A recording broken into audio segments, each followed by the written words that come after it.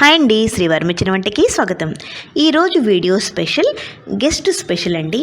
మన ఇంటికి ఎవరైనా గెస్ట్ వచ్చినప్పుడు మనం స్పెషల్గా సర్వ్ చేయాలనుకుంటాం కదా, అలాంటి డిష్ ఈరోజు మన వీడియో పనసకాయ ముక్కల కూర. మీకు వీడియో నచ్చితే మాత్రం లైక్ చేయండి, షేర్ చేయండి, సబ్స్క్రైబ్ చేయడం మర్చిపోకండి.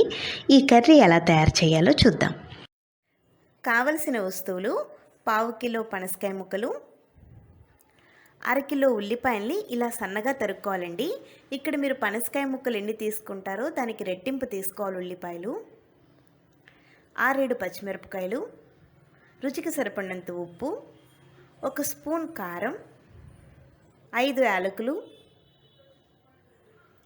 చిన్న అల్లం ముక్క, 10 నుంచి 12 వెల్లుల్లి రేఖలు, దాల్చిన చెక్క, 1 స్పూన్ జీలకర్ర, 4-5 లవంగాలు, 2 స్పూన్ల గసగసాలు.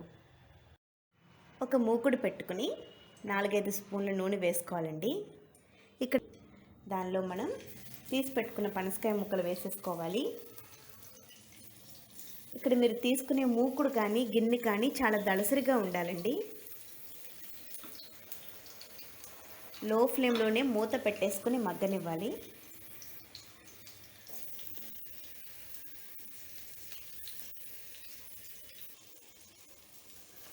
ఒకసారి ముక్కలన్నీ కలిపేసుకుని మూత పెట్టేసి మగ్గనివ్వాలండి.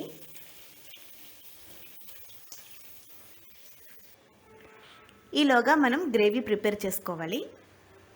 ఇప్పుడు గ్రేవీ ప్రిపేర్ చేసుకోవడం కోసం ఒక మిక్సీ జార్లోకి మనం తీసి పెట్టుకుని అన్నీ వేసేసుకోవాలండి. ఉల్లిపాయలు, గసగసాలు,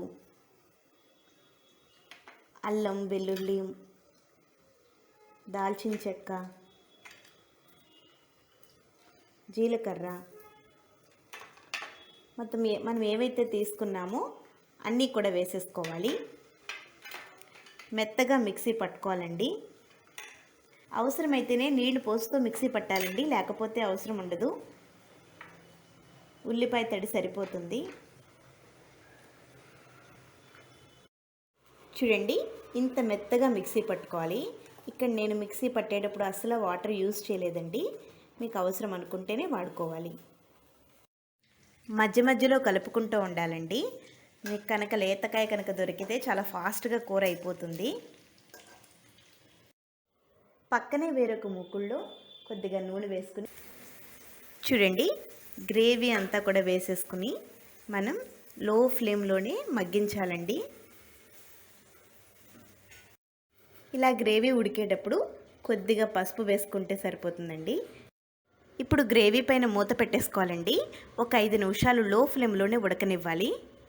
చూడండి, ఒక 5 నిమిషాలు అయ్యాక మనం మూత తీసి చూస్తే అంత పచ్చివాసన అంతా కూడా పోయింది. ఇప్పుడు మనం ఆ ముక్కలన్నీ వీటిలో వేసేసుకోవాలి. ముక్కలు, మూకుట్లో ఉన్న నూనె మొత్తం అన్నీ వేసేసుకోవాలండి. ముక్కలన్నీ వీటిలో వేసేసుకుని గ్రేవీలో కలుపుకోవాలండి. ఇక్కడ మీరు ఆయిల్ అవసరం అనుకుంటే వేసుకోవచ్చు, లేకపోతే లేదు. ఇప్పుడు మళ్ళీ మూత పెట్టేసి ఒక 10 నిమిషాలు బాగా మగ్గనివ్వాలి.